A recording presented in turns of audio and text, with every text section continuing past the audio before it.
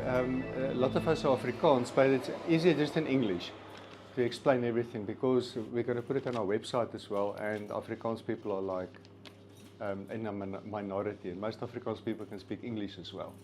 You know, we had such a laugh, you know, there. But before we started, we had just a plan. It's always nice just to have a plan when we walk. We're going to walk up this street, up to the church. There at the church over, we'll discuss one of the plants over there. Then we're going downhill all the way down to where the river is, and we're going to come up and then go to the caravan park. We are camping in the caravan park at the moment, and there's 3 plants that we can discuss over there. It's going to get very hot today, and it's going to be a slow walk. It's a rustige walk. You're going to walk and chat and just enjoy it. There's no competition over here, and I know most of you have. I know you've got a lot of knowledge about plants, and thank you for being here, Billy. It's going to be wonderful. So we're going to go for that walk over there. And I just made a few notes of a few plants that I can discuss with you, just interesting stuff.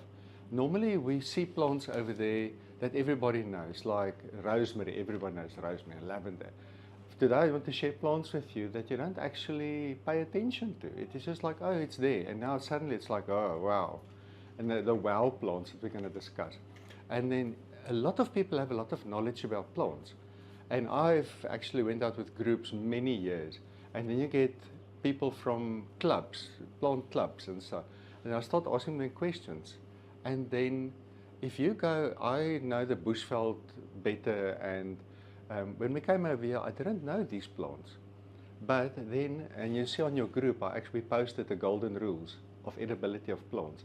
If you follow those golden rules, you can be safe anywhere in the world by just applying those golden rules.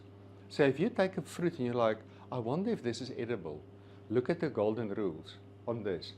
And you don't have to be, and where the golden rules came from, I was in the defense force, I was in the survival unit, so we train special forces in survival. So now, they don't want to be botanists, they are professional soldiers. You teach them these golden rules, they will survive in the field. So for you to know all your plants, Willie will know, you will confirm. You try and know all the plants in South Africa, there's thousands. You can be an expert in a certain area, but if you come in a different area, then you start missing the point. But if you know the golden rules and certain characteristics of plants, and I'll show you a few other plants, and Billy will also help me with that, and you'll think, I wonder what plant this is. But every plant is like a family. They all have characteristics, and if you know the characteristics, it will be easy for you to identify them then. So the golden rules, as we move through, it's now on your list as well. You see, I said the onion, cone bearing, stinging hairs, stuff like that. If you go through, that's on your phones as well, the golden rules. As we move up, I'll point out the different ones for you. And I'll ask you, do you think this is edible or not? So we took people that have no knowledge at all of any plants. And if you take these golden rules, within 15 minutes, I can take you in the field and you know nothing. You can be anybody, you can be a mechanic, and I'll take you in the field and you'll be able to tell me within 15 minutes you can eat it or not. And that is very important to know. Especially, I can see you're all interested in healing. The reason why you know these stuff, people will come to you and say, my child just ate this. And then you have to identify that plant. We teach all our students, we teach them these golden rules. Or your dog, you know, these Jack Russells, they always nibble on everything. So then you know, okay, it ate this thing, what can I do now? And just to quickly test you, if somebody consumes any poisonous plants, how do you reverse that? How do you help them? Charcoal. Activated charcoal. Okay, if you don't have activated charcoal, we always carry charcoal with us, like in a little bag. And if you don't have activated charcoal, you can use normal charcoal from a fire. So if you ever have any form of poisoning, paraffin or plant poisoning, anything, take the charcoal and you can't overdose on charcoal. It's like a sponge, it will just absorb the poison. So if you ever see anybody or a dog that actually consumed any of this stuff, Willie will also know poisonous plants, charcoal. And yeah, it saved a friend of mine's life. I actually trained him in survival, and he went out in the field and he actually ate a berry without looking at the golden rules, and after he ate it, his throat started closing up. And luckily on the mountain there was a veld fire, and he could find charcoal, and that saved his life. There was no cell phone reception, nothing, it saved his life. So always remember that. Any poisonous plants, charcoal, that will save your life, yeah. Okay, you ready? This one is the plants of the Klein Karoo. If you have that, you will knowledge all the plants that's in the Klein Karoo. And this one is medicinal plants of South Africa. Most of the important plants are in there. Absolutely. There's another one, people's plants as well. Yes. Also from the same authors. But these are my two bites. I'm going to leave them here, but it's just to let you know, if you want to buy anything, buy these two books. Absolutely, thank you for that. Yeah. Sorry, I didn't ask you if, does anybody want to say something? Sorry, I'm just chatting away. No comments. Sorry about that, Billy. We're going to walk up this street, up to the church. Ja. Daar's 'n klomp plante daar wat baie interessant is. Julle weet dit, nee. Okay, die reuse in Afrika in Engels poetry. Ja. Alodigitoma, maar nowadays we've got another name. It's Aleodendron dicotomus. They've changed the name so many times. Nou die kokerboom is genoem na hulle het van die takke altyd gebruik in die ou dae. Dis een van die people's plants hierdie wat hulle gebruik het om kowers om hulle pile mee in te bære. Die boesmans. Dis hoekom dit 'n kokerboom is. Ja. En daar's 'n ander ene ook, die pilansie wat bo in die Noord-Kaap voorkom wat ernstig bedreig is. Ook as gevolg van die feit dat daar julle weet die aarde se verwarming en al die goedes wat daarmee gepaard gaan. So, maar dit is die kokerboom daar. Hy blom pragtig en dan is die vreeslik baie voeltjies en goed wat sy nektar kan bring. Hier's 'n paar kokerbome in die rus wat hier groei. Ek het byvoorbeeld een by my ook by die huis. Ah, beautiful. So, dis wat we doen. Ja, baie dankie. Is hy giftig om te eet? Nie noodwendig giftig nie. Hy's nie deel van die giftige spesies as sulks nie. Dis maar hy's maar die alwynfamilies mos. Dis reg, maar jy moenie sê ek dink nie mense moet die goed se melk drink nie. Jy moet nie aan daai melk sap nie. Dis nie jou voorbeeld. Ja. Van die goed wat jy moet werk. Ja, ja. Asof jy nou jou voorbeeld wys ook. Definitief.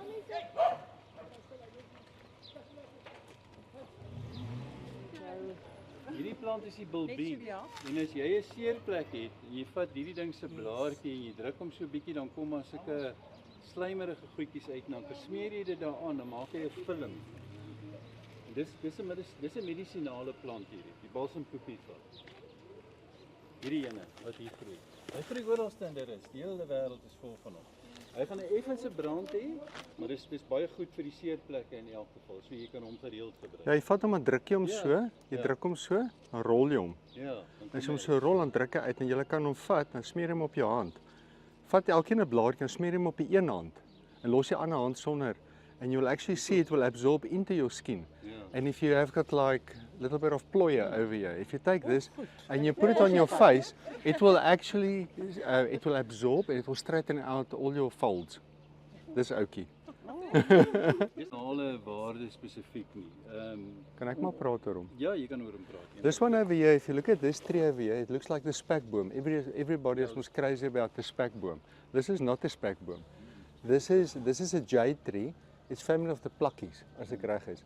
Now, the one use that you have over here, so you can't eat it like you eat a spekboom. Don't confuse it with a spekboom. It's got hard glycosides in it. It will actually give you a heart attack if you use this. So don't confuse this, and it's quite easy to confuse this with the spekboom.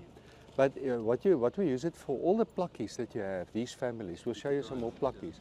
You actually take the leaf, you take off the outer layer, that waxy layer, and if you've got a corn under the foot, you put that with a plaster, and it will soften the corn, and you just pull out the corn with this. Works like a dream. Yeah. So, another thing of the baldenella, I don't think you prepared that. If you have like a ringworm and things, you can also put the ringworm, no. Any skin ailments, you can use that for, yeah. extract also thorns. It should extract the thorn, yeah. Yeah. Well, it will definitely help. Yeah. The baldenella, Yeah, this one will extract the thorn. If it can take out corns, it will most probably, it will also soften the area and actually pull it out, yeah. Yeah, that's good to know. Okay. Môre, môre. Hi Wendy. Môre. You see all the plukkies over here? It looks like a plukkie, like a sandal. That's what they go. It looks like a sandal. That's why they call it a plukkie. And all of them you can use for the corns under the foot, yeah. Dis die hortnotsvy of die suurvy, jy kry met 2 plante hier by ons. Jy kan hom gebruik vir seerkeel, as jou keel seer is. Werk hy baie goed. Jy breek op sy blaartjie, hy's glad nie giftig nie. Jy breek sy blaartjie, jy kan die blaartjie kou en dan sluk dit in en dit definitief 'n effek op 'n seerkeel of so iets. Of selfs mondseere as jy het. Kan dit verseker dat jy Like thrush, if you have thrush. thrush, ja. If you have thrush, candida, thrush. You use that for thrush. And then also the history, it actually grows on the dunes, mostly in the Cape area. And earlier years, when they had scurvy on the ships, that's a shortage of vitamin C. They would actually jump off the ships and come and eat this to get the vitamin C in. Because with scurvy, your teeth will actually fall out of your mouth. You know, it will just come out of your mouth. And that is why, just for interest's sake, I like useless information. That is why they call the English people limeys. Have you ever heard about that? Limey, they call them limeys. Because they found out that vitamin C is what gives you scurvy. So they put limes in the bottom of the ship. So they started eating limes. They call them limeys. That's where limeys comes from, by the way. Die plant het ook 'n vrug hier, suurvy. Yes. Wat jy kan inlê. Wat jy kan gebruik of jy kan hom droog en dan kan jy hom ook eet. Very nice. The jam is incredibly expensive. Ja. Wat het jy gesê van die plakkie? Wat gebruik jy dit vir die plakkie? Vir die plakkie vir lidorings. Ja, smeer dit op of maak hom vas met 'n kous of so iets. Ja. Om te sien nie, maar dit kan olienhout wees of dit kan nie, jy weet, olienhout of dit kan 'n olyfboom wees. En jy kan sy blare you can use for high blood pressure if you make a tea of it. Yes. That one over there. Let me show you what takes. See, there's milk. So what does milk tell you? It's one of the golden rules. And this is a fig, one of the fig species. All figs have a little point there. It looks like a cat's nail. See there? Any fig. You know the rubber trees? It's also a fig. So it's got that, I think it's called Ficus elastica, is it right? Where the elastic comes from, that they made rubber. So this is more an ornamental type of fig, but you can see the milky latex and the fruits on this, because the thing is with figs, everybody will say, yeah, but you can eat figs. But the thing is, these figs are not edible. And there's some of these figs that are actually poisonous.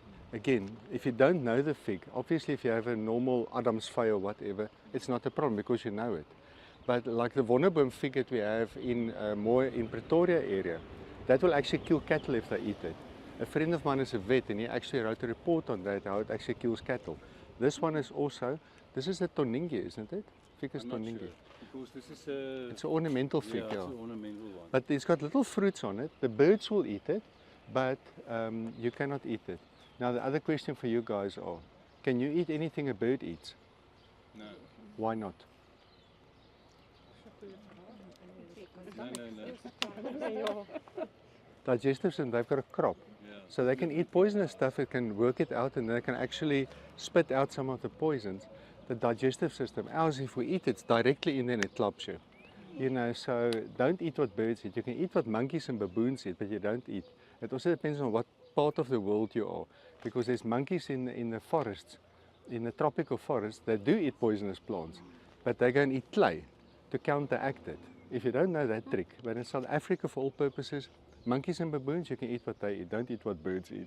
You're gonna maybe have poop in your pants or something. Trees. Ja. It's a dinosaur tree, this. Ja, hy's baie oud. Ja. Hy's 'n klomp. Ja, hierdie ene loop mooi uit. Kyk hoe loop hy onderuit. Yeah, yeah. But if you still get fossils of these trees, and if you look at your golden rules, this is one of the cone-bearing plants. Ja. And there's another one over there as well. The what's our begrafenisboom? Cypress. Ja. Cypresses, they also have like a cone. You'll see your golden rules, cone-bearing plants. Now we all know you can eat pine nuts, but the thing is, don't confuse it with different pine cones, like the cycads, broodbome. Yeah, it's got a cone, and people think, yeah, well, broodbome. I went and did some research. Maybe Willie can help me. They always think you take the fruit and you take the seeds and you make bread from it. But the stuff that I read about it was like they take the stem and they break it and they take the inside of the stem and they put it through a fermentation process. Then they make a type of bread from it. But the seeds are actually poisonous. So if you eat the seeds... There's one of the trees that the Jan Smuts commando actually eat in the Eastern Cape. Was also part of the broodboom family. Yeah. And you have to cook it to break down the stuff on the inside, otherwise you've got problems. Ja. En hulle was vir 3 dae was hulle bitter siek geweest. Ja. Want Ja. dis 'n tipe van 'n saliensuur tipe van 'n kristalletjie wat vorm en hy gaan jou ingewande gaan hy regtig waar. Vreet hom, ja. Hy vreet hom op, ja. So Ja. mens moet kyk dan. So So op. hoor oor die brood hoor. Ja, ja, Dis die ja. storie, Ja. presies wat Nee, sal moeilikheid optel. dis die spek. I actually have jam. I'll show you the jam that we actually bought in Montague that she actually made like a jam. Not a jam, chutney. They made a chutney from this. It's actually quite amazing, yeah, from the speckworm. But you see how easy you can confuse that with the other one, with the jade tree. You can quite easily confuse them. You're going to pick up problems if you use that one, yeah. And I'm sure everybody knows this tree. Hierdie Ja, jy ken hom baie goed.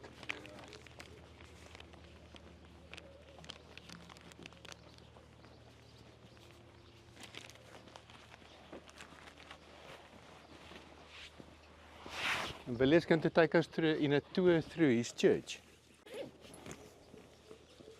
Okay, this is the carob tree. Anybody know the carob tree? Anybody ever heard about carob chocolates? Carob chocolates. This is the carob tree that they make the chocolates from. in Afrikaans has got a beautiful name.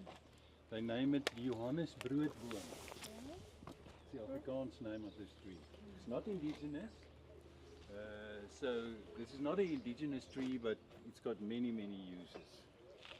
Yeah, so if you look at it, yeah, if you look at the fruit, kan ek nog gou by jou steel. If you look at the fruit at the seed like this, there's tons of it over here.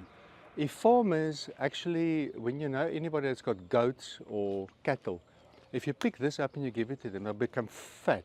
Like you can't believe it. The nutritional value in this. Very high. And this is on one of our courses. So we've got a herbal course on online, and in our herbal course we cover 12 pages of uses of this, with vitamins and minerals, the B vitamins in there, the selenium, the zinc, anything you can think of is in this, because it puts down its roots very deep and it sucks all the nutrients and gives it to you in a seed.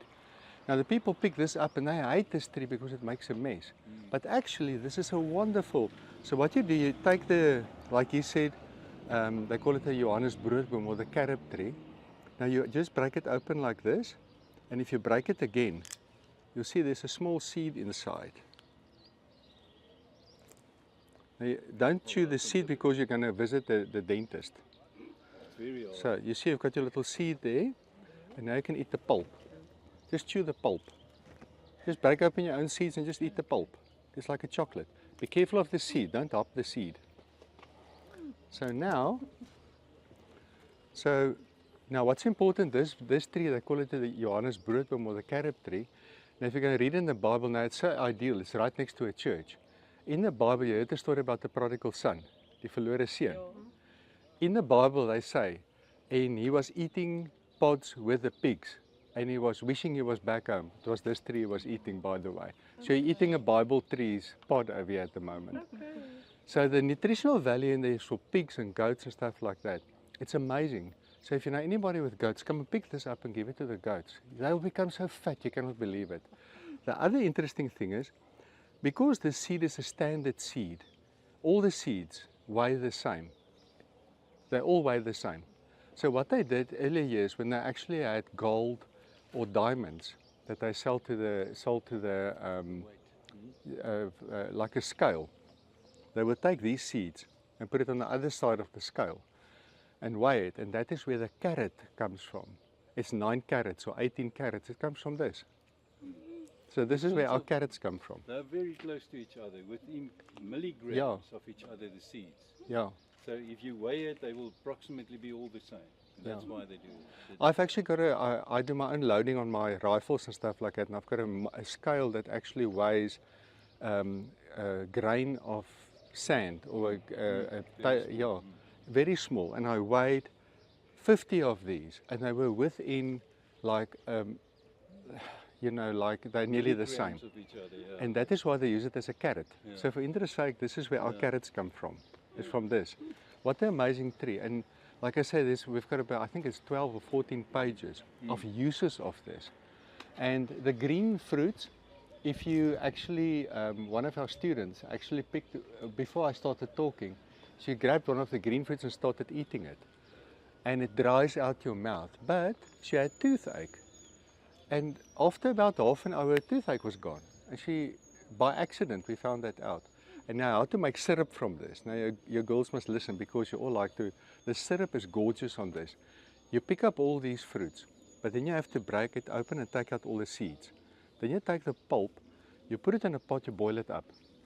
And then you dilute it. You just let it evaporate. And you've got a thick syrup that tastes like chocolate. And it's the most gorgeous taste. You can taste it if you eat it. It's actually quite a nice taste. It's like a chocolate with no reverse effects like sugar. And it supports your digestive system. That is a probiotic, by the way. So if you eat this, it actually increases the bacteria growth in your digestive system. So what an amazing tree, eh? Yeah. The trees, twice a year, you know, they just grow like nothing. And they're tough. Look where this one is growing. There's another one behind it. There's another one, you see there. If you can actually ask the guy that's sweeping away to collect the pots for you, I'm telling you, it is the most. Just take these leaves and crush it. I think it smells like. Yes! This is a camphor tree. You see, there's another camphor tree, here's another camphor tree, there's a camphor tree. The reason why I said if you cut the wood on this, the wood smells like camphor. If you can cut a small piece and you put it in your cupboards, all the goggles will disappear, fish moths, everything. Yeah, these leaves as well, if you take and you put it in a bag, put it in your cupboard, they bugger off, they don't like this, the smell. Billy? Yeah, maybe, yeah. But it's more fish moths and cockroaches and stuff like that. Yeah. Well, mosquitoes, they're quite tough. Eh? Lavender is one of the ones that you can crush it and rub it on your legs. And also you'll actually find people that are more prone with mosquito bites or people that have high uric acid in their bodies. Pay attention to that. Gout, arthritis, that type of thing, because the higher your uric acid is, the higher your carbon dioxide is in your body. And mosquitoes zoom in on your carbon dioxide and then they bite you. So if you sit in between people, you never get bitten by mosquitoes, it's because your uric acid is low. They will always go for the high uric acid people.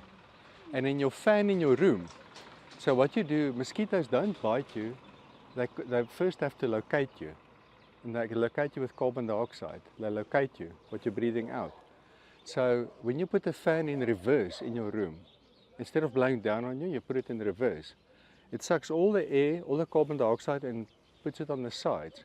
Mosquito can't find you because they don't know where you are. So you just reverse your fan and then they will leave you alone. Or you put our skin cancer cream on. We found the creams that she has, the skin cancer cream, the pain cream, but the skin cancer cream, if we're on the farm, I actually apply it to my legs and my face and so on. No ticks will get on you, no mosquitoes will bite you with that. There's so many herbs in there. And your dogs, if you've got flies that actually irritate your dog all the time, you put it in your hand, you rub it on their head, flies go away.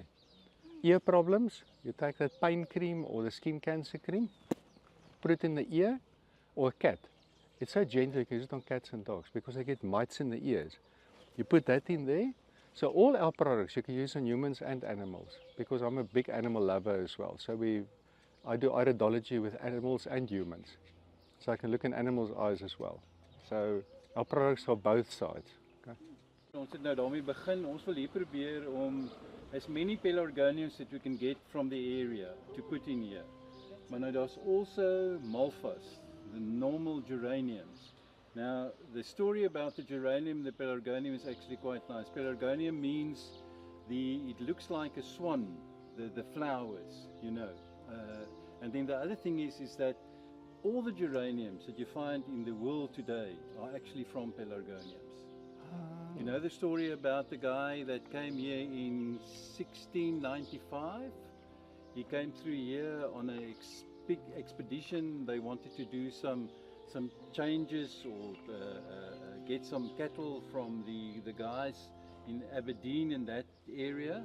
And when they came back, they actually collected the Pelargonium zonale. It's the name of. The reason zonale means it's a zone. Is it that one? No, there's one Can I in keep front it? there that I will show you. Okay. The Pelargonium zonale, it's got a rift, almost like a coloured area on the inside of the leaf. And that with the ciculatum, the Pelargonium ciculatum. Now the ciculatum is very much the same as the one there. They used the two, they took it back to England, and then there they actually changed the whole situation. And all the geraniums that you find in Europe and also in the Americas are from the zonale that came from Maringspoort. Amazing. Yeah. That is That's absolutely the amazing. story. Yeah. The guy's name was Wow. Hendrik Oldenland, and he came here with the ensign Isaac Schryver, who was the guy in charge of this expedition in any case. Amazing. Yeah. Now, thank you So for that info. All that info that you It's so Loved it. Now amazing. this is what they call the succulent Pelargonium. I've just taken these out. There's another succulent that I've planted there, and at the back of you there's another succulent Pelargonium. Just do that again. This is a succulent Pelargonium.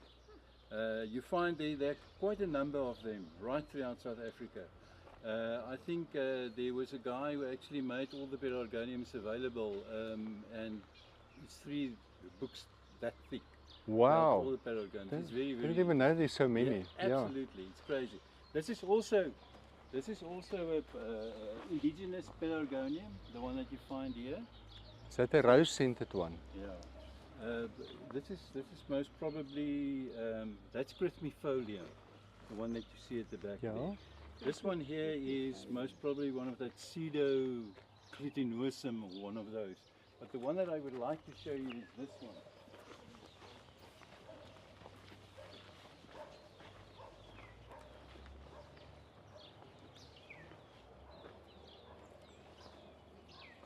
That's Pelargonium citrodellum. Oh. Yeah, and this Let is them the one also that you smell can it, yeah. use. You can use in your cupboard to chase away flies, to chase away whatever. You can smell it. It's You just citronellum, pass it yeah. around, yeah? Don't That's you where, get confused so where with citronella comes from. Malvas in Yeah. geranium. Daar is 'n malva byvoorbeeld. That's a malva. Yeah. And this is geranium. And this one over here is also, this is one that I took out of one of the areas. This is also supposed to be the zonale, but I'm not sure that it's zonale. I think it's another one. We are going to go through, that's another Pelargonium that you see over there. Yo. Yeah, that's also Pelargonium. That one is a Pelargonium. That one is a Pelargonium.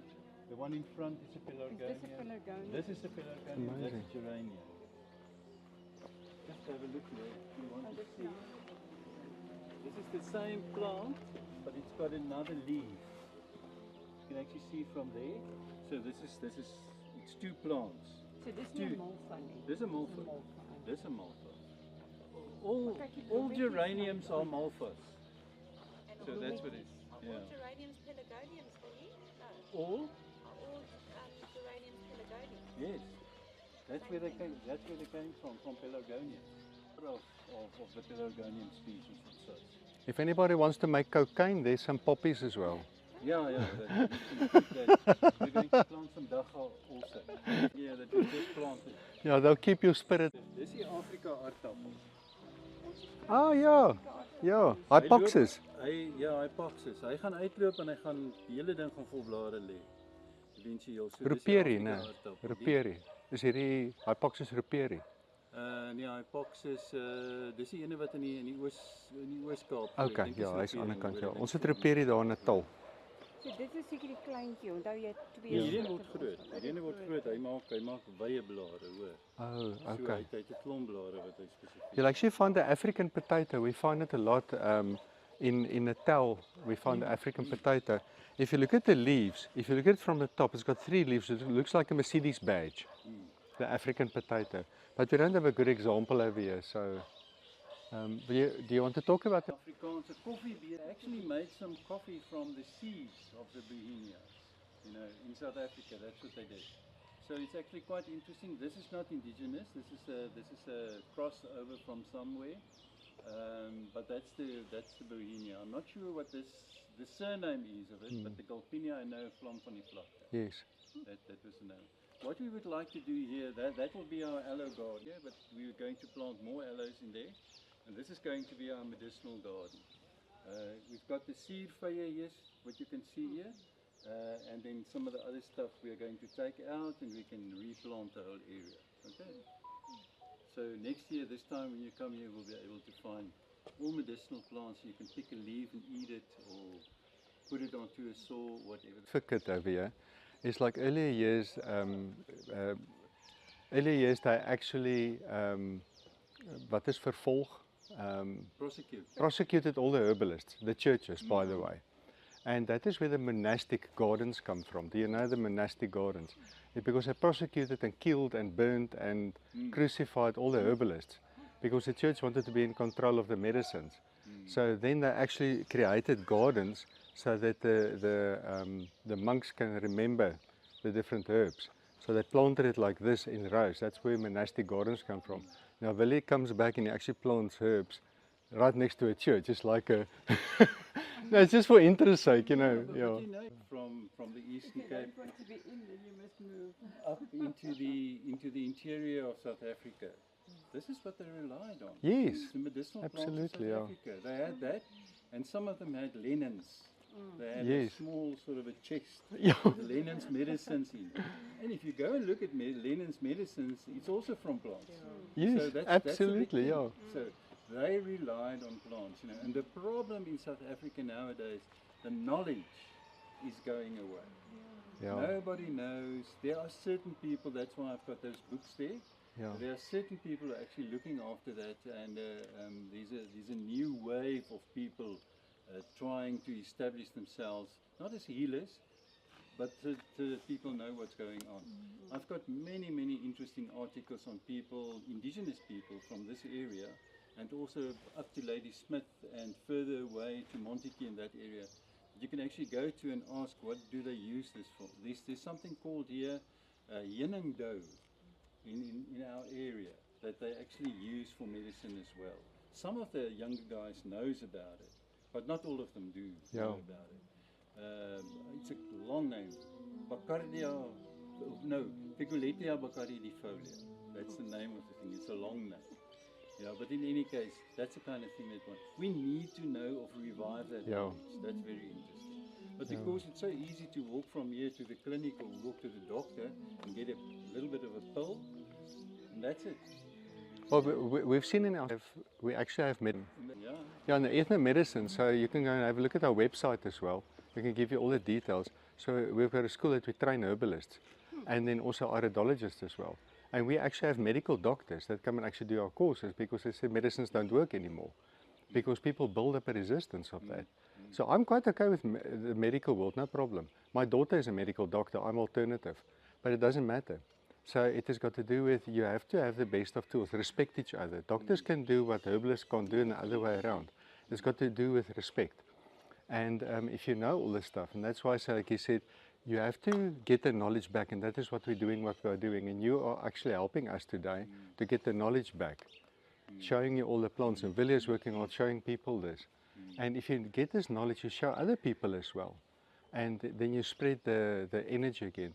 That took years to actually break down the herbal, because the reason why, if you look at the plants, you cannot put a patent on plants. We actually manufacture herbs, but we can't put a patent on it. But the pharmaceutical companies can put a patent on it. I'm going to show you, if you go down to the caravan park, there's a willow tree there. And that's the whole story about the willow tree. If you look at the chemical compound of a willow tree, it's aspirin. So the pharmaceutical companies started making it synthetically, then you can put a patent on it. So now if we come over this, because we take away their money and we're not in control of this whole thing.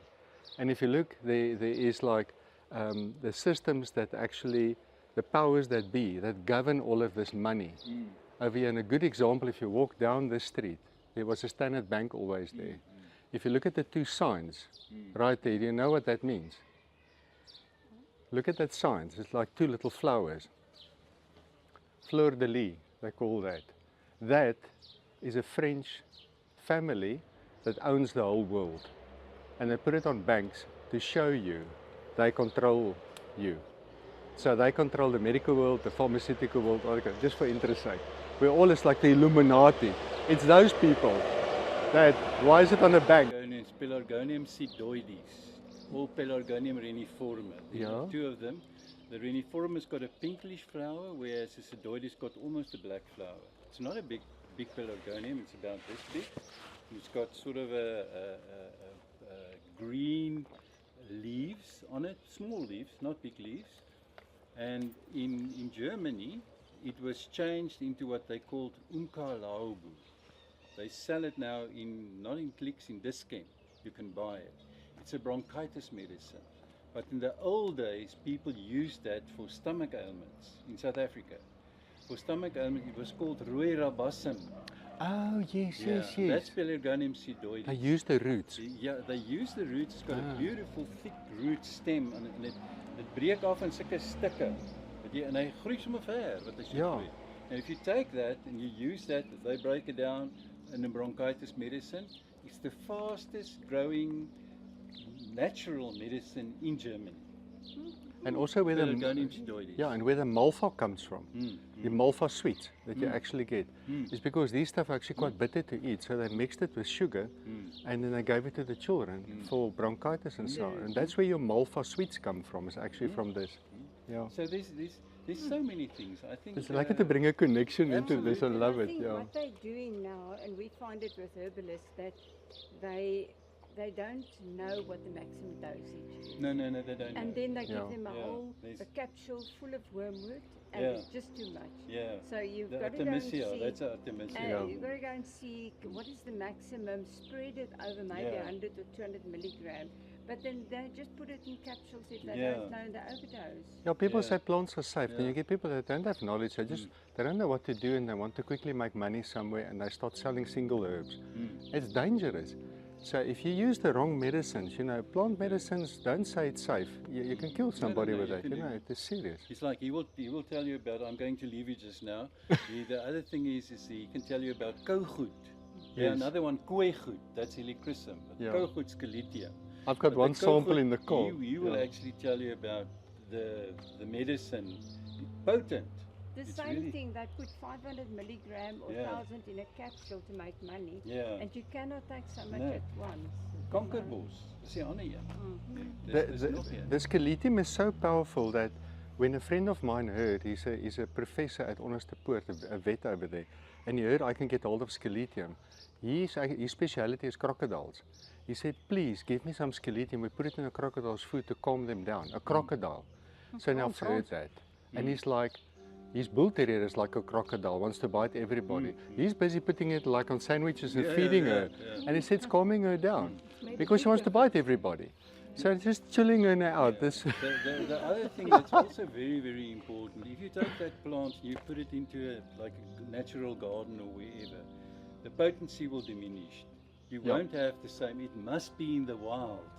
And that's one of the reasons why some of these things are actually like the Warburgia solitaris, they're just vanishing from the earth because people are just taking them out of the wild, And one thing we found out about the scaletium that Frans told me yesterday, they only grow in the winter, not in the summer. No, that's right, yeah. And- And they grow in the shade as well. Yeah. You need to, they must grow underneath the other bush. Now that's one of the problems with our Borthias up here that we find. Overgrazing. Yeah, not only that, but the people take the plants out, die santoline, haal hulle uit om by die wortelstok uit te kom om mee vuur te maak.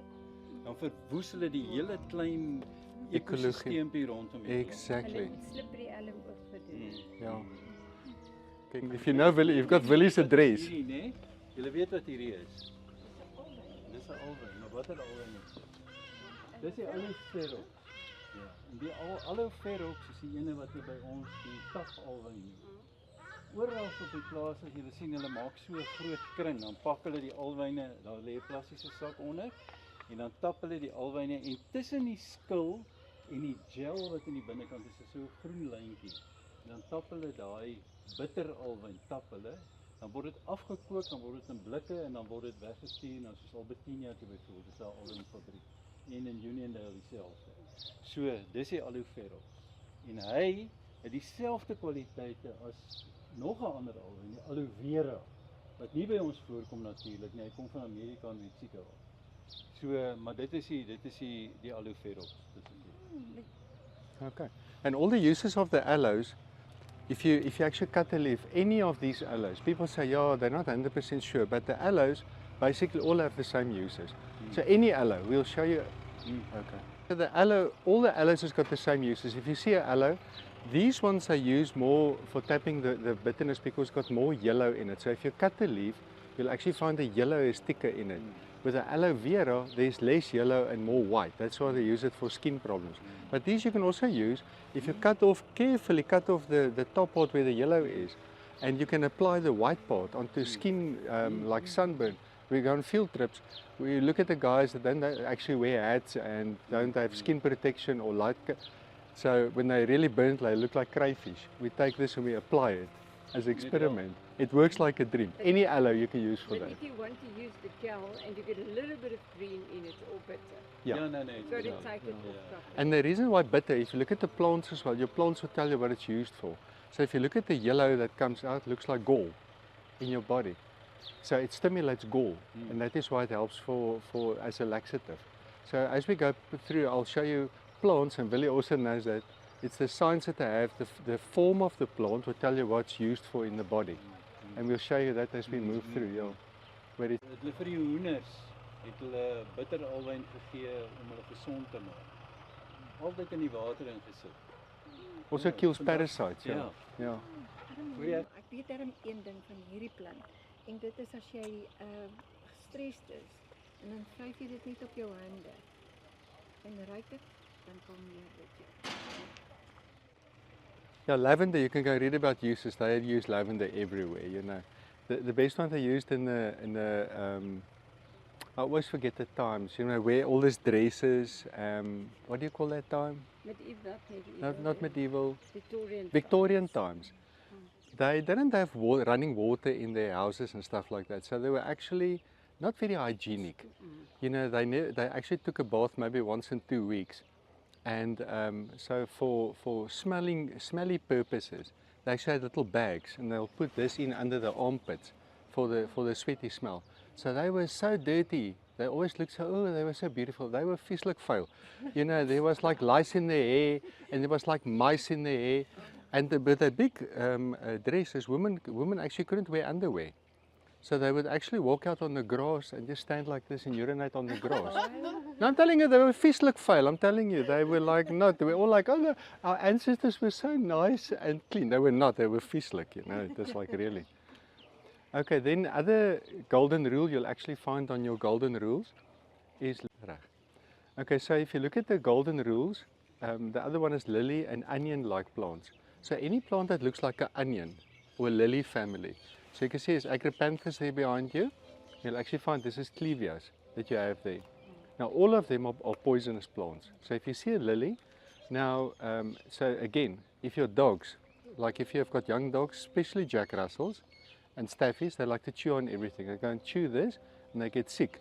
You just grab activated charcoal and just pump it in their throats. If you put in too much and they go to the loo, you've got briquettes to braai on the next day, you know, if you put them in. But it will absorb all the toxins. And the wonderful thing about clevia is the little fruits, and that's where children eat it, because it's a nice red fruit. They eat it, and then they get sick. So if parents come to you and say, my child ate this, and you must now immediately activate the charcoal. Then the other thing is with the clevia, if you've got brittle nails, you take the clevia seed, you take that fruit and you apply it to your nails. It becomes so hard you won't be able to knip it with a knipper. It strengthens your nails, but don't lick your fingers after you do that. That is, then you're going to have the strongest nails in the graveyard. Okay. I know all your geraniums, they actually use, because we don't, we split it up in two. We also have it on our course, and you had a good, I didn't want to interrupt earlier on, but if you look at the flowers, you've got different flowers. The flower that looks like when a child draws a flower. Look at the different flowers. We actually found the one with the round leaves, and the flowers like if it, yeah, pelargoniums and geraniums. They are extended family or nephews of each other or nieces or whatever, but they don't have medicinal uses that we use it for. The pelargoniums, we don't use it. It's got a round leaf, and you can see the difference there. And the flower is like if a child draws a flower like this. But if you look at the geraniums, they all have this complicated little flowers. Looks like a honeysuckle type of flower. They are all medicinal. There's two different ones over there. I don't want to interrupt you now. Geranium, but it's also called a pelargonium, and they get them mixed They up. get it confused. They call it a malva, and it's a blah blah blah blah blah. It's confusing. But you actually find the ones that's the pelargoniums have no smell. They've got a stinky smell. But all your geraniums have a nice smell. Most of them have a nice smell. So And that is where the you. leaves are usually also velvety, where the others are bigger leaves, a specific type, and they're more shiny. You can see the copperkies, you know the copperkies? Yeah, nasturtium. I don't like the taste of it. It's just a horrible taste for me, but that's an antibiotic that you can also use it for. My mother put it on sandwiches for us. And if you can see this little, you can see the, Seeds. that is your, what do you call it again? You buy it in bottles, they sell them. Wat noem je dat? Capers. This is capers. Look, it's capers. So now, if you look at how much you pay for capers, it's for free. You can come and pick it here. Just pickle it. In green. You pick them green and you just like, Daarom moet Pickle seker them. as dit moet hulle nie uitdroog eers nie. nee, jy vat hom net so en gooi hom met. I'm not kyk, jy kan 100% ook sure. net Yeah, lekker. I don't like the taste of it, so I don't bother to actually know Laat more. ons weet. But that's your capers, you know, so it's for free. Just come and pick it. Moeder lyk so aangekrimp Ja. op die bot. Okay, now again, if you have a look at these aloes, they all have the same uses. You know, like you said, the leaves are smaller or whatever. I think I don't care about scientific names. You just confuse people with all of that. Look, there's another aloe. You know, so wherever you go, if you see an aloe, they all got the same uses. It just makes life easier. On our course, I listed them all and put pictures because there's so much Yeah. confusion about what they look like. And now if you look at this over here, for example, over here, again, it's one of those, I would say plucky family or one of those. But again, the chances are good if you're going to chew that, you've got heart glycosaurus, you're going to have a heart attack with that. So always be careful with that. But the aloes are far related to lilies. They are in that family of lilies. But they're all edible. But you don't want to really eat them too much. They're so flippin' bitter, you know. But they've got all the same uses. We've got a whole list, I think maybe about 12 pages of uses of an aloe. But normally it's external uses. You know, ringworm, and for dogs, you know, for skin problems or anything like that, you just use aloe. It works like a dream. This whole parking area was filled with the most beautiful stinging nettle and everything, yeah? And they cleaned it up before I came. But I've got one plant I want to show you that you see everywhere. You'll be fascinated by this plant. So if you come and have a look over here. Luckily, they didn't discover this one.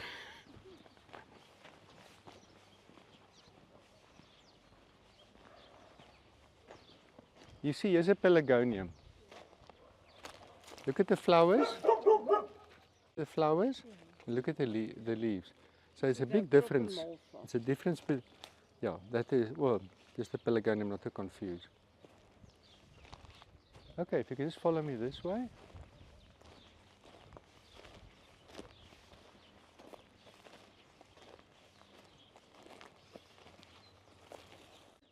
Does anybody know this plant? I don't know, but I keep thinking of it. If I show you, you will never dig it out again. That plant, I'm just find the zip over here. I collected some of these seeds when we were there in Buffeljagse River. This is what the seeds look like. So I'm just going to send them around. You each can take a seed like that. Okay? Is that the same plant? Is that? It's the same plant. Yeah, look at it. Yeah. Anybody ever heard about plantain? The herb plantain. Not really. Yeah. I can't remember where. Now plantain, you will never take this herb out again. That is why I chose this, because people are normally fascinated by the herbs, that they think it's bossies. Yeah. And we actually find that bossies actually have the most uses in. Now plantain, we've got about 14 pages of uses of the plantain. Where it actually originates from America.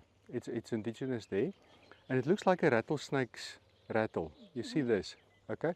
It always grows where snakes actually are. Rattlesnake area, they grow. And the Indians, the native Indians over there, if a snake bites them, they actually make a concoction of this and they drink it as a anti-venom. They use this, and also on the bite itself. So our skin healing cream, we make a tincture from this and we put this in our skin healing cream. So whenever you have a problem on your skin, you can, like an itch or a bee sting or a mosquito bite, you just crush it and you apply it to that area and it will actually heal that. So we're going to help Pietro with workshops as well here in her place so that we can show you how to actually make a basic cream, how to make tinctures, how to make like syrups, and we're going to help her with that, and because they've got like a workshop area there. So what you do with this is you basically take your coconut oil, you pick these leaves, you put it in a pan, put coconut oil and put it in an oven at about 40 degrees. And this will actually absorb into that coconut oil. And then you've got like a cream, a basic cream. This I've actually put in our face cream because it tightens the muscles in the face. Yeah. So it tightens all the muscles. This is most amazing for skin healing and skin. It's known for digestive problems, but also we put it in for lung problems. So it will be part of what we have in our medicine. And it's a massive detoxer. So if you pick these leaves and you drink it, it's so safe, anybody can use it. So if you drink it, it will actually detox you. As well, it takes out all your poisons out of your body. Now the seeds, Now a detox tea. it's a no, it's not in a detox tea, but you can use it as a detox. Yeah. So will you show them when you've done how to just put the leaves together to cut it? You know, but this one's The not seeds, so yeah. nice. Now back to the seeds. Have anybody ever heard about psyllium musk, by the way? How much do you pay for psyllium musk? Thank you. What do you use psyllium musk for? Yeah, to get fiber in. There you've got a whole handful of psyllium musk. So now if it dries, exactly. So you actually take this, you cut it like this when it's still green like this, because they all ripen, like she has. You cut it, you hang it upside down until it's dry. Then when it's dry, everything goes brown. Then you actually take the seeds and you actually crush it between your hands. And inside there, it's still green, there's small little, is there like a whitish color seed inside. So there's the seeds. And the husk that stays behind is the psyllium husk. Okay? So the little seeds you make natural jelly from. So vegetarians, they don't use jelly. You use this as jelly. So if you take a handful of these seeds, you crush it, put it in water. Within 15 minutes, you've got jelly. This is your. To make a tincture, the same as with cinnamon, because if you take the psyllium, it makes a gel, and you can't put it through a sieve or thin to get it into a liquid. That's why it works for your stomach, because it makes a gel, and it helps with your movement, your bowel movement. So never go and buy this stuff again, please. And they removed over here like a lorry load full of plantain. So now you can just leave it in your garden. Okay. Does anybody want some more psyllium? Okay, that's the plantain. All the seeds, and you just cut it. So if it's smaller ones or bigger ones, you just, because to pick everyone is actually quite a job. And if you find a field, there's some of these fields, especially where the farmers are, it's like thousands of them growing there. Yeah, you just grow. If you look over, look here, look there, how much is growing there. You can't pick them when they're like this. They must be like. Yeah, they must. The little flowers must be off. If there's no more little flowers there, so you just wait till the flowers are gone. You just watch them carefully. You know, when the flower, you see those are nearly ready. You see, yeah?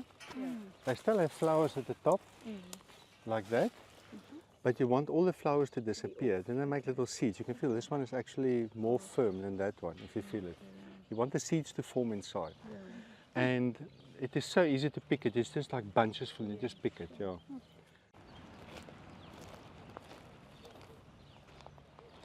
Before the temperature. Exactly. That's wonderful. There's a lot of nettle. And it's alkalizing. There and there and there. Little nettles.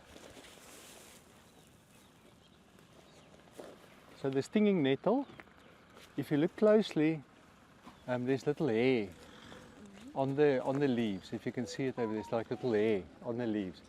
Each one of those hair is like a little tube with some formic acid in, like ants have formic acid. So when you scrape yourself with it, actually the formic acid irritates your skin. Now they also removed the other plant, the yellow dock, that also grows over here. You can put the yellow dock on to counteract it. But the nettle it's got 10 times more nutritional value than spinach. So if you take the nettle and you boil it up and you eat it, and the problem with spinach is it gives you kidney stones because of the oxalic acids in there. This will not give you kidney stones. It's got 10 times more nutritional value. It grows everywhere. So how do you want a better spinach? So in Germany, they actually make soups and stews and all kinds of stuff, cheeses and everything with stinging nettle. And it grows so easy, nothing eats it. And it's one of the best herbs that you can actually find. The uses is just endless on this. Can you cook them also when they're starting to almost like seed? Or Yeah, you just pick off. So this plant, that's yellow dock, yeah. because I had stuff like that growing, and I thought originally I thought, I don't know if it's spinach or if it's devil thorn things. Yeah. Almost looks like the same. Some of it's got thorns on, then it's not yellow dock.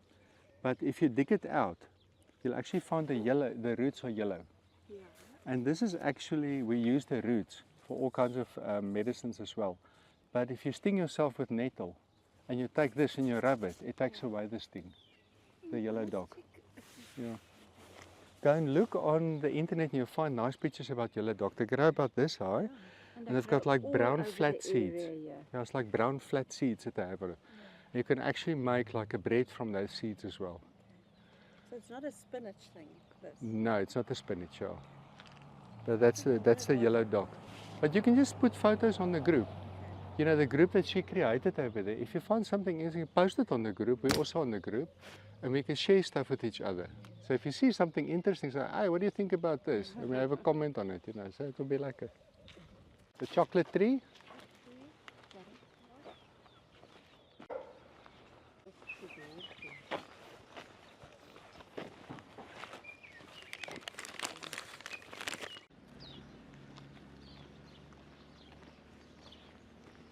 Ek kan vir hierheen ook wys. Does anybody know this tree? Look at the thorns. Okay, and look at the growth of them. It's all over here. Have you seen, you go for a walk on a regular basis, all of you, have you seen it actually has fruit from time to time? They call this a kei apple. Okay. Now a kei apple has got, it nearly looks like, near perskenie, the other one? Apricot. It's the size of an apricot and a little bit lighter in color. But this one's got a star attachment at the back, you know, so your golden rules. So if you see it, you'll say, oh no, I can't eat it. But this is one of the exceptions. So it's got like a nice yellow fruit. You must watch closely if they have fruit. Because people pass it, but they don't eat it. It's got like a sour taste. You make the most beautiful jam from this. So it's like 3 apricots that you actually get there. They call it the kei apple, this one. And look here, look at the amount that you have here. So it starts bearing fruit, you're going to have like make a lot of jam. The winkle that you see over there, it's leukemia. But you have to, it's actually a little bit poisonous as well, so you have to have your dosages right, so we don't use that. But the periwinkles is the leukemia killer, if you use the periwinkle, yeah.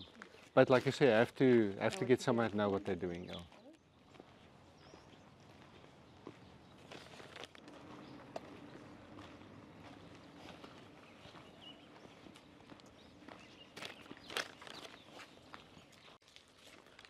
Okay, does anybody know what this is?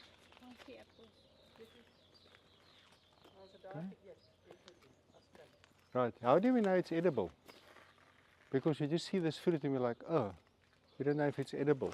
Yeah. So if you look closely, you actually find it looks like a little apple. See, it looks like an apple. Yeah. Okay, did you know that roses, pears and apples are the same family? They're all the same family. That is why they say apple a day keeps the doctor away. Because apples, the apple families, actually helps with heart healing. Now you get your hawthorns. This is a hawthorn, one of the hawthorns, okay? A hawthorn is family of the apples. Yeah. So you can eat that. It tastes like a small apple. That's the main ingredient in our circulation and heart. Can I eat it? Yeah, so if you eat it, you'll actually taste, you'll see on the golden rules. If you taste the fruit, if you go past all the golden rules, and you taste the fruit, you take one piece of it, also have your charcoal with you, taste it. If it's sour or sweet, then you know you can eat it. If there's no taste or it's bitter, it's poisonous. And you can see this one's got a little bit of a soury, sweetish taste. It's like an apple. So you've got a ton of hawthorns growing over here, and you can make jam from it and all kinds of stuff, you know. We use It's actually quite nice. And we also use the leaves, hawthorn leaves Yeah. and berries. Your real hawthorn, this is one of they call this more a firethorn, but it's family of the hawthorn. But the hawthorns have got big fruits, and they actually use it for heart problems. But all the apple families, so these original little apples that you get, these little yellow apples, don't get the Granny Smiths. This original little small yellow apples, they are the healing apples.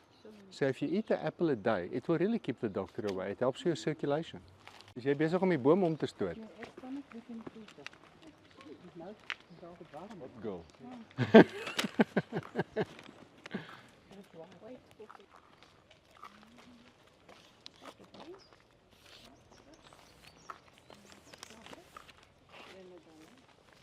Yeah, I think it's a grenadella.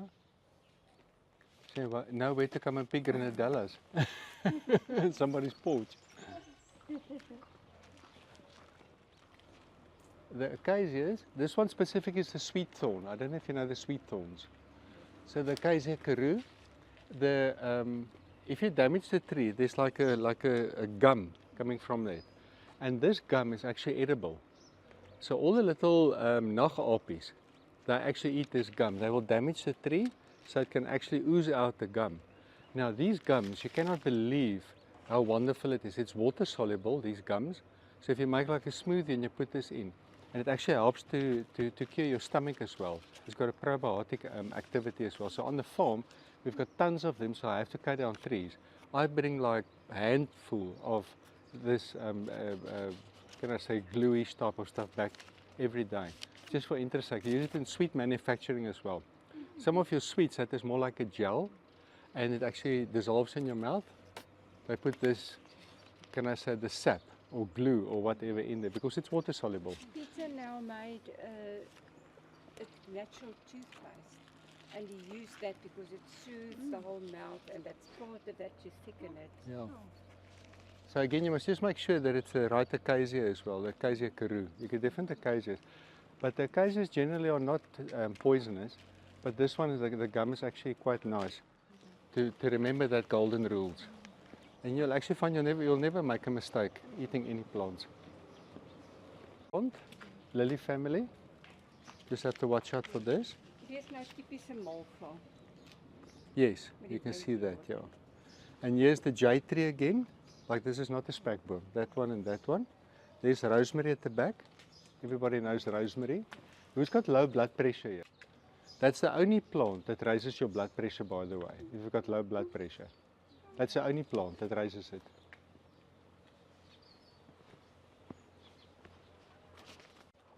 You find this tree. I'm just looking for more fruits. There's only one fruit right up there. Okay, they call this tree Eugenia. And it's full of little red fruits, you see there. And those red fruits are all edible. They're like a sour taste. You can make jams from it as well, or yeah. So they grow all over the place over here. I just can't find the proper one. We'll see if we can find more fruits. But you can see soon it's going to have a lot of fruits. You can see there's a lot of flowers on it. So that fruit is a little bit too high. Okay. And while we're here, I want to show you this one.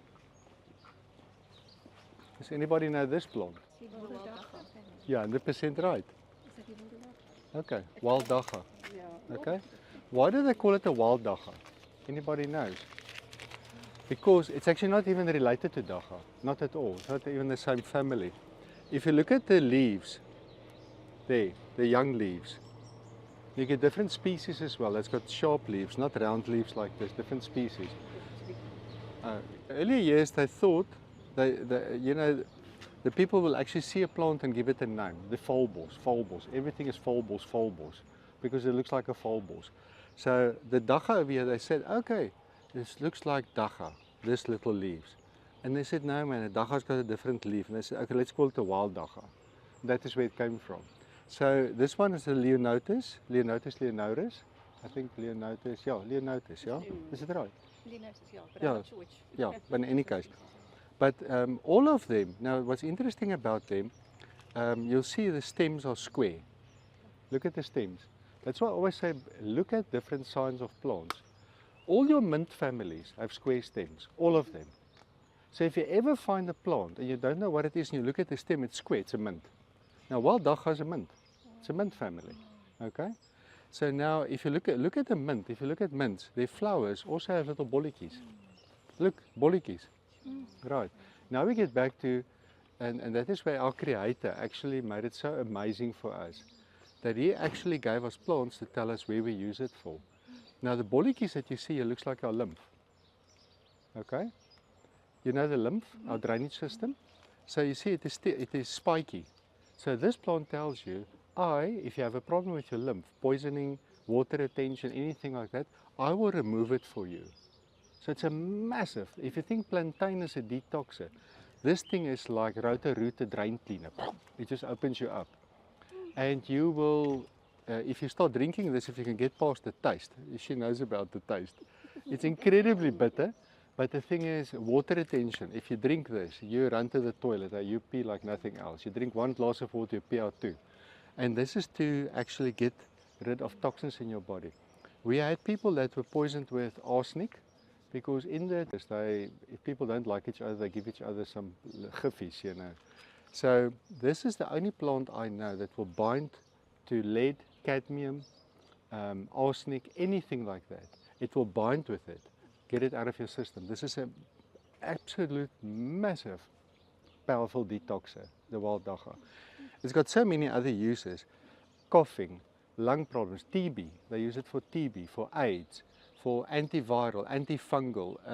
This thing is just absolutely amazing. If they must tell me, choose one herb and only use that herb for the rest of your life, I will choose only wild dagga. That is how powerful it is. It covers all the bases of most plants. So they can keep all their other herbs. I'm a wild dagga fan. And she knows she's been using my wild dagga for years. It's also one of the few plants that can help break down the biofilm on bacteria. Yeah.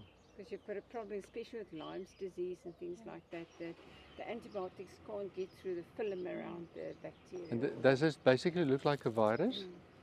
Yeah, it looks like The COVID, yeah. It clubs a virus. It clubs viruses. So this plant is absolutely amazing. Now if you look there behind Susanna over there, there's another plant. I want to So I've got a part of the pelargonium plant in, isn't it? That's pelargonium. No. play close, pay attention. What I just said about the wild dagga. Look at the stem. Also square. Square. It's square. Look there, it's a square stem. Look there, it's square. Look at this. Look at the bolletjies. It's a mint family. It looks like Yeah. basil. I've also Yeah. got this growing. But look there, it's got square. You see it's square, the stem. Yeah. But you know what it is? I don't know what it is, but it's one of the mint families. You see, that is where the nice thing is. If you look at the characteristics of plants, then you can look at this and you can say, you know, it's got a square stem. It nearly looks round, but if you feel it, you actually find it square. And look at the flowers, it looks like a mint. It looks very much Yeah. like borage, but it's not. Yeah, and if you smell it, it is like, it's just like just smells like nothing. But it's not poisonous, and the mints you actually use for detoxing and all that kind of stuff. But like, I don't know this one, and we don't use it, so then, so you just got your useless information or shop that you're selling. Yeah. It's got wild dagga in, it's got nettle in, it's got cancer bush in, and that's all that we use for cancer. Thyme, parsley. As they call it, the Marius mixed the students. Yeah, if you've got that 5 herbs, it actually supports all your organs and it detoxes you.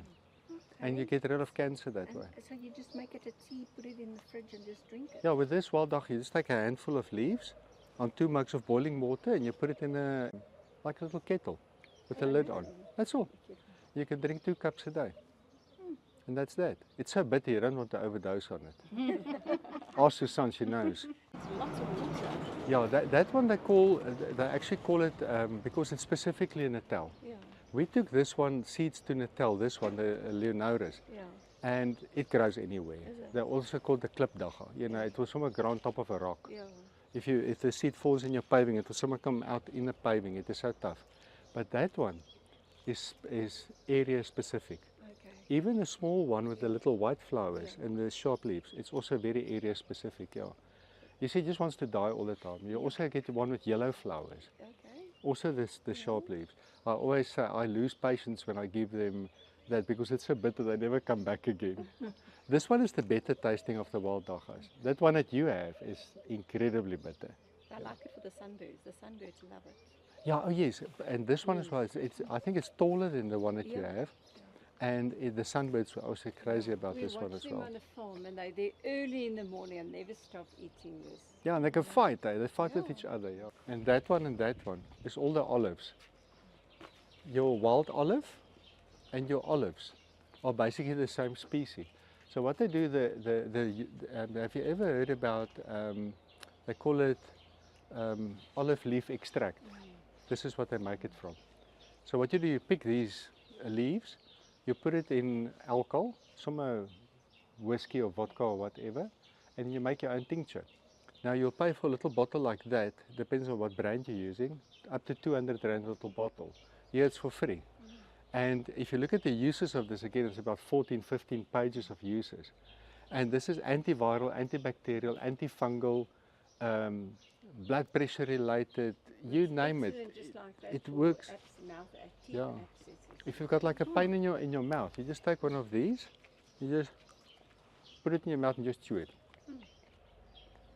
And you actually find it's a little bit bitter, but it helps with toothache. Takes away toothache. And it's for free. And it also kills all the bad bacteria and candida and stuff in your mouth at the same time. So the olive and the wild olive, it's got the same uses.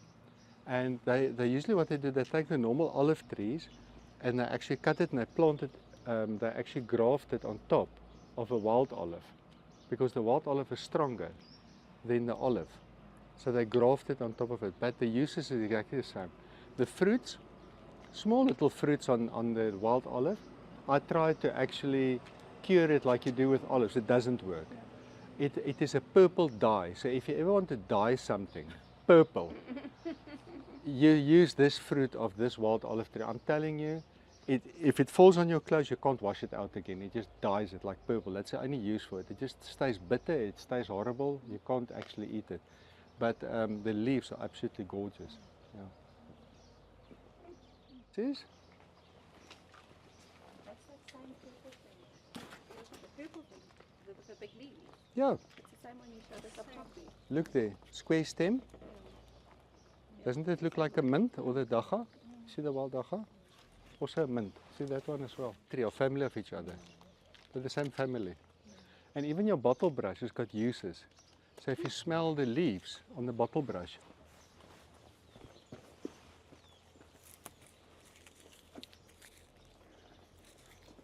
that mildly, and a bottle brush, and then also you get your and I forgot the name again. I didn't see a tree like that over here. Eucalyptus.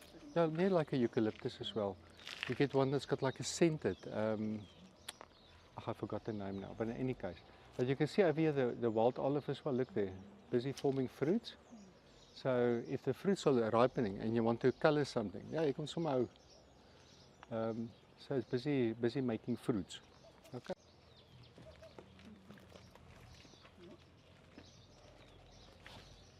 Okay, again, look at the form. This is the only tree that has got little seeds over here. It's got 3 little wings. See, it's got 3 wings. That's the only tree that you'll find over here. It's got 3 wings. Okay? Sand olive. Sand olive, of die sandoline. Now in that medicinal book you'll actually find it. This, I was actually attending a funeral of one of my workers and he died of AIDS. And the interesting thing is there in the northern provinces they actually use this to build fences. And in his house, the sand olive is actually used for AIDS. It's an powerful antiviral. They use this for AIDS and he died of AIDS. And I looked at his whole fence and his whole fence was just built with this. So he died right in a house where he's surrounded by anti-AIDS drugs. So antiviral, antibacterial, antifungal, And breaking fevers, if you want to bring down a fever, it's just the taste. I just cannot stand the taste of this tree. But it is so powerful. You can go and read about the sand olive of Isantolin, and you'll actually find it is actually so powerful. So there's one, and look, there's another one across the road. It's a beautiful tree. And he said earlier on, he said the sand olive, the locals actually remove it because the roots are so strong and hard to make fire with, because, and then they destroy all the other plants around it. And, you know, this is the sand olive. I think so. You can see if it starts bearing pecans, you know where to come and get pecans. Is it part of the fig or not? No. There at the church we discussed it. It's also a camphor tree. Okay. You see our trees. You see, that's a problem with identifying plants. People, you'll find a lot of bird and animal watchers, but you don't find a lot of people with plant knowledge, because a tree changes its form from one area to another area. Birds don't. That's why it's easier to be a bird watcher, not easy to be a plant. You always have to look at characteristics of plants. That is why if you know their name and their surname, and you know the characteristics, and what actually frightens people when you start throwing them with scientific names, you sound very much professory, but the problem is people, you confuse them. Keep it simple. That is why in our courses as well, you keep it simple. I don't actually, you'll never find me really using a scientific name. You keep it simple, because then you're very windgat and telling everybody about the old, and you're losing the people around you because they don't. Oh. We trained in the special forces, we trained those guys, and what we say, you can identify all the seeds from the carob.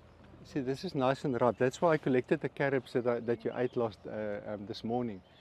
So you see how many chocolate trees you have growing here. You will pick up a wheelbarrow of chocolate every day for free, you know. So it's here.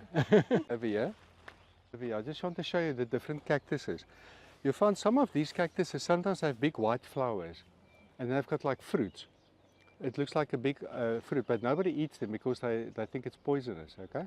If you cut a cactus with a knife, you see there's no milky latex, nothing. Okay, so it is an edible cactus, this. So you know the dragon fruit that they're talking about? You see there's another one there behind you, that cactus as well there. If you take a cactus, you damage it with a knife, and there's no milky latex, it's not a poisonous cactus. So those fruits over there, you get these lovely fruits all over the tree, and you just pick them, and you open them up, and it tastes like dragon fruit. So they're edible, these fruits. And people are scared of them because they're like, oh no, they're poisonous. They're so nice. Also one. But now pay attention to this. How do you like that? Right. That's a euphorbia. And that is a poisonous. Okay, look at the milk sap. When I touched it, if you get this milky latex in your eye, you lose your eyesight with this. So it's got their uses, but for medicinally and so on, not a good idea to actually use this. Okay, so you see the milky latex. Okay, it's about the size of a tin, like any tin, like a baked bean tin or whatever. You put it up there, and you pull it a little bit, and you pull it off, and you open it up, and inside is like white with little black pips inside there. Do these make fruit? Yeah, they make fruit. Yeah. I think we made a video. We got them at the dam. What's the dam near Rania? Van der Kloof. Van der Kloof Dam.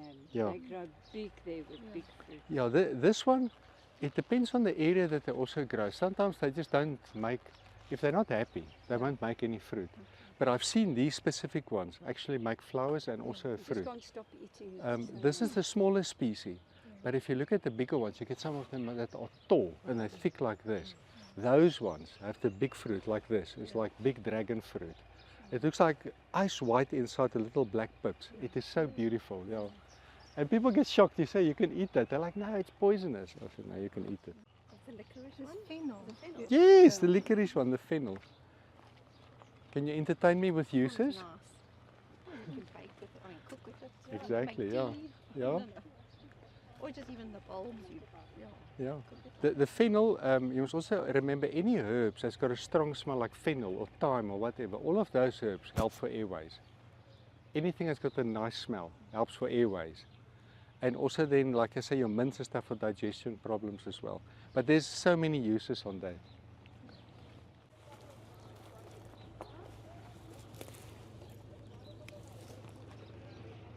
Any of your foodies that actually, do you know quinoa?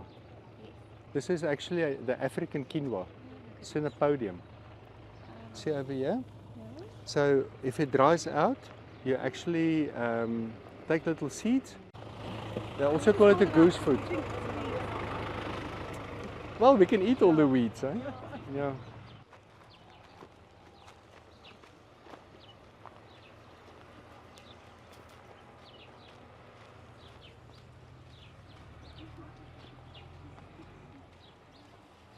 If you look at this lovely fruit over there, will you eat it? Why not? It's just spikies on the leaves. Yeah, it's got a tomato attachment and it's green. And any green fruits actually still have toxins inside them. Somebody's... Okay, this is what they call the poison apple, of a gifappeltjie. Now it turns like a yellow color. Now look at the flower, it looks like a tomato. So the only time that I use scientific names is this one. They call it the Solanum families. Tomatoes, potatoes, and this is the same family. So tomatoes and potatoes should be poisonous, but over years they cultivated it in such a way it's not poisonous anymore.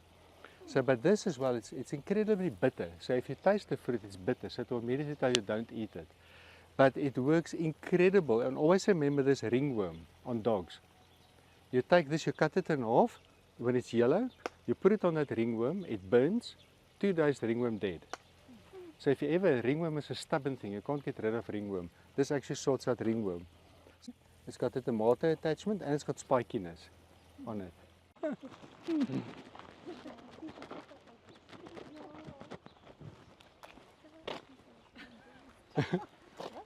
Be on your way. How long are you here in the risk for? We are leaving on Friday. Because then everything is fully booked. They converted a bakkie for us because we've got a rooftop tent and a one bakkie. So we bought another. Yeah, so we like to camp and it gives you your freedom. Yeah.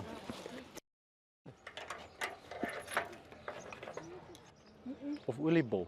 Daai ding is baie toksiek hoor. Ja, moet hom nie verwar met 'n stinging nettle nie. Hy gaan jou doodmaak. In this dorpie. I just want to put my bag down at the bakkie.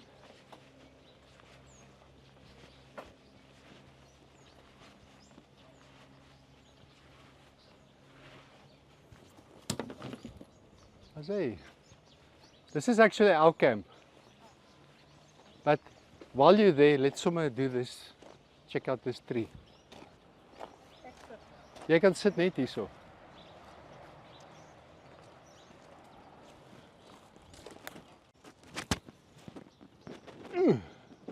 Tough. Okay, this one, willow tree.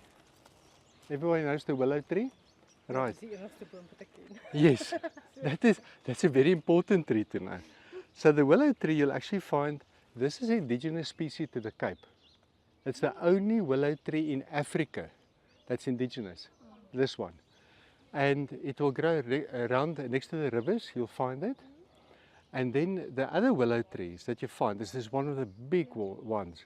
You'll actually find all over Natal and those places, big ones, they're massive, big like that tree. These ones are actually small, they don't get that big. So, but they have the same uses. And the interesting thing is over here you get male and female trees. The one that is not indigenous, that they imported, is all female trees, no male. So they can only propagate by putting a piece of stock in the ground and it will actually grow again. It can't get pollinated. So if they brought in males as well, we will have a river blockage problem because they can take over the river. So basically the willow tree, where it comes from, it's got a salicylic acid in it. Okay, it's exactly the same as a disprin. So if you use a twig like this, the size like this, for example, that much, like that, that's one disprin. Okay, so you take off the bark, you just peel off the bark like that, you can see there.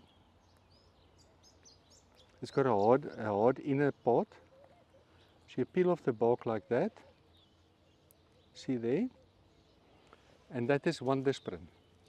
Okay. And I'm going to send it around, break off a piece, and you can chew it. There's a tucky for each one of you. Not the inside. Yeah, you can chew the whole thing, but the inside is normally a little bit tough. Disprin does. This does. The reason why they use this, they imported the, it's bitter, but it tastes like a panado if you taste it. So the reason why they brought it in is because the pharmaceutical companies many years ago knew the uses of the willow trees, so they imported them and planted them. Also, they grow quite quickly as well. And then they take the bark, and then they actually use the aspirin in it. Now our pain cream that we use has got this bark in, because if you apply it, it actually takes away pain. So anything to do with pain, inflammation, irritation. And the thing about this is, if you use a disprin is chemically manufactured. So the chemicals that they use it for increases your uric acid in your body, the acid. Plants don't do that. So if you use this, it takes away the pain, takes away the inflammation, but it doesn't bring acid back into your body. And this actually lasts longer to take away pain than a disprin. It takes a little bit longer to start working, maybe 15 minutes. Yeah. But if you actually chew it, I'll just take it like this. So if you've got to mark it here again, somebody gives you a headache, just hop a twig. Cross studies. Yeah. Also, the uses on this is basically for pain, inflammation. This works for pain and inflammation. This tree. It's an amazing tree. Ek het vir jou nog 'n stoel daar onder my afdak. Anybody? Okay. The next one we're going to have a look at is like also one plant that shocks everybody is the ivy. Normal ivy. And how many of you thought it's just poisonous? Okay, now they actually call this the poison ivy. And the reason why it's a poison ivy is because when it's still green and you touch the leaves and you apply it to your skin or you just rub against it, as soon as you go into the sun, it starts burning you. Because it's got a photosensitive type of poison in it. That's avoiding animals to eat it, because if animals start chewing it and they get into the sun, it starts activating. It's like a blister bush that we also get in the Cape over here. You walk past it and it rubs against you. If you get into the sun, at night you can walk past it, no problem. Get into the sun, it reacts to the UV. This one does the same. So ivy, if you chew it like this or you apply it, it is poisonous. Not poisonous, but it will irritate you. So, but what we then do is, we actually make a cough syrup from this. Now, have you ever seen the product Prospan? It's got an ivy leaf on it. Okay? It's Prospan, it's a cough syrup. Okay? So now, but it's how you prepare it. So you strip off all the leaves, and ivies grow everywhere. You strip off the leaves, and that is one of the first cough syrups that you can make with you guys. It's so easy. You need sugar, and you need this. So you just take a container, and we'll, as soon as you want to do a workshop, just let us know. We'll give you the right formula, and you can make your own cough syrups. Ivy, what I like about the ivy, it is such an underestimated plant, and everybody thinks it's poisonous. And people chop it off, and it's in your way, and it's irritating. If you really want to, and if there's any one of you that wants to get involved in the community, My vriend is the bees always look for her. I don't know why. Thank you. Okay, so the ivy, you actually strip off all the leaves, and you then weigh the leaves. And it's like, let's say it's for example a kilo. Then you take a kilogram of sugar and you mix it into this. And then you put it in a bucket, and then you actually put a layer of sugar on top of it, a thick layer to cover everything up. And you just leave it there for about 4 weeks. And it will actually, the sugar will draw out all the nutrients out of this. And then it will actually, then as soon as you ferment it or put it through that system, then you break down all the poisons inside here. And then you use it as a cough syrup. It works very well if you mix that with bulbinella. There's a lot of bulbinella to get a bit of juice into it. And you cut that up and it draws it out. Exactly, so that bulbinella, you just cut a lot of bulbinella, throw it in there, because bulbinella is not really bitter. You mix it with these two, And I'm telling you, for cough syrups, our cough syrup that we actually sell is got ivy in, with a few other herbs also in. And rose geranium as well, if you can find the rose geranium here. And it doesn't taste bitter. It's actually a very nice cough syrup that we make. So if you're involved in a community and you want to help the poor people with all that problems and stuff, you get some people that, they want to go and service the community. You do this for next to nothing. You don't have to go and spend money on buying expensive stuff. You need sugar, and this is for free.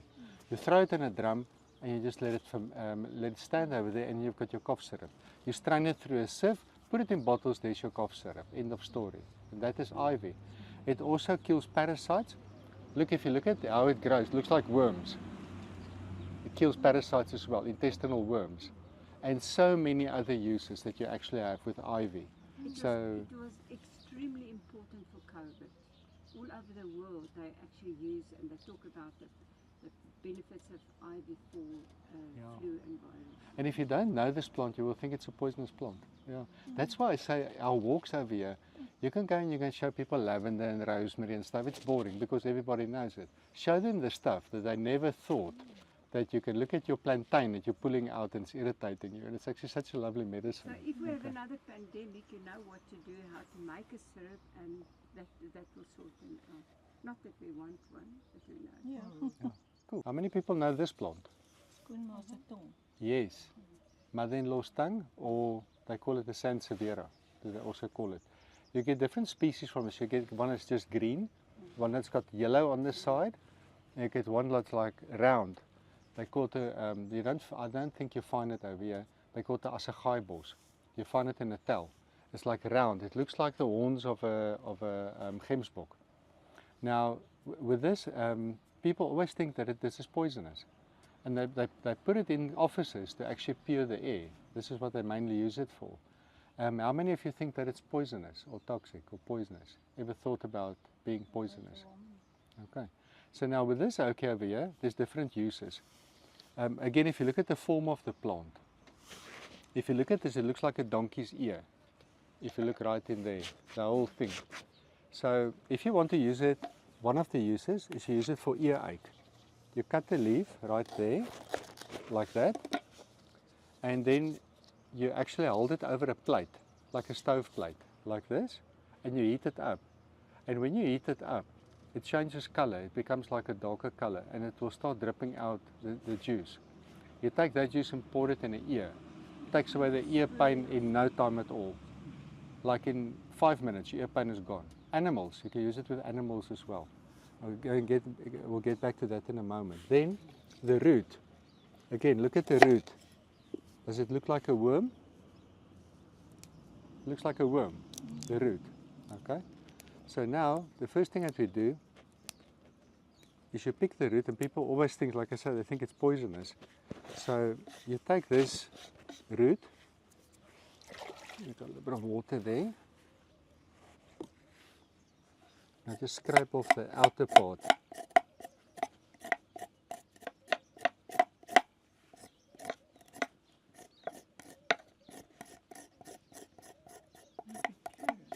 It's like a carrot, yeah.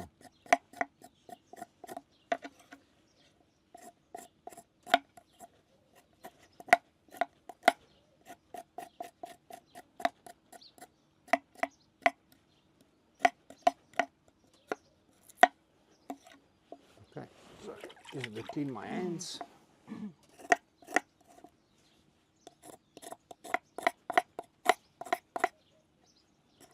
Do you know anybody that's got stomach ulcers or heartburn?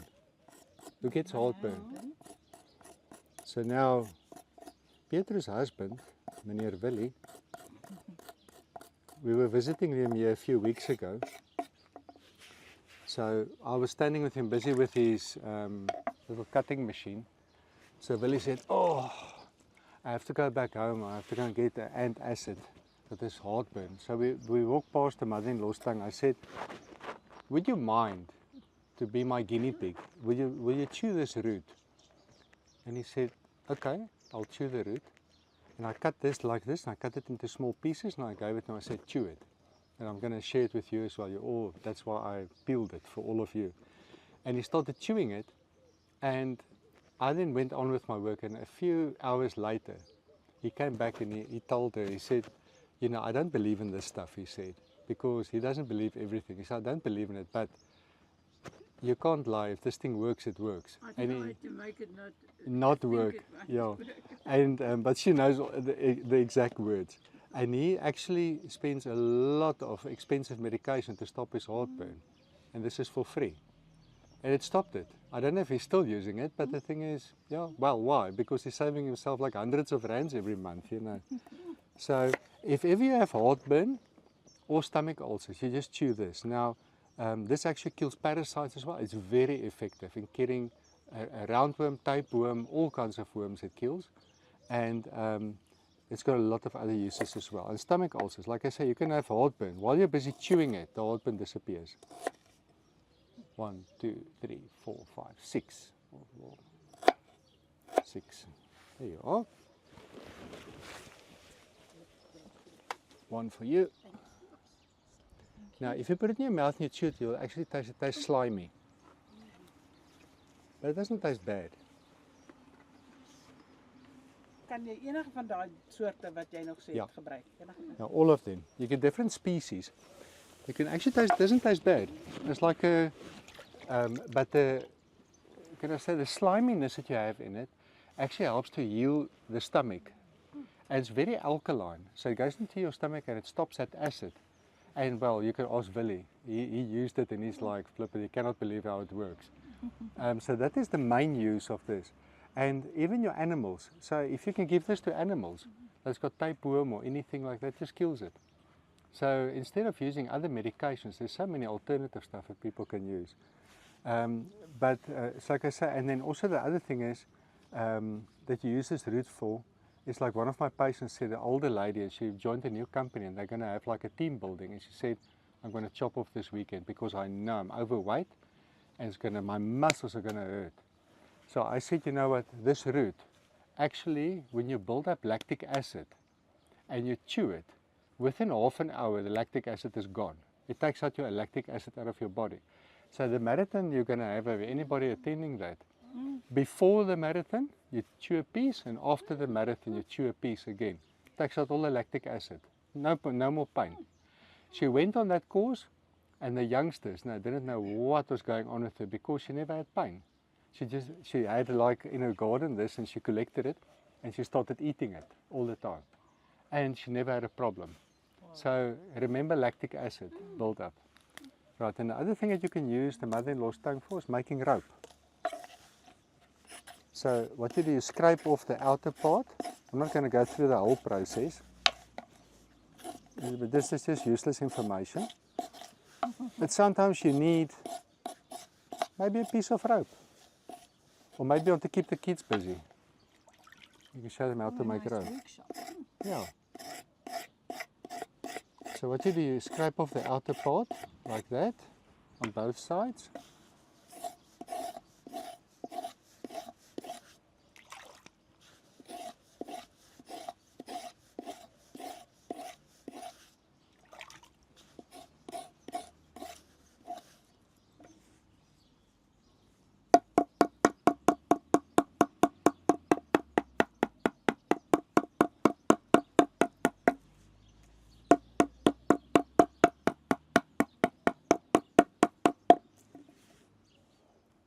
You can see. Oh my goodness, look at that. So you can go through a whole process and clean it and take out a lot of rubber. I know you guys are in a hurry, but I'm just going to send it around and just look there. And one of those fibers is like, it's like one fiber from a piece of thread. This is garing. You can't try my ring to break, you won't break it. So we actually make ropes from that. So whenever you need a rope, there you are. So there's your uses of everything. Amazing. Now we can set you free. I'm finished. We took up your whole day. It was a wonderful meeting. Are you going to come back? We can.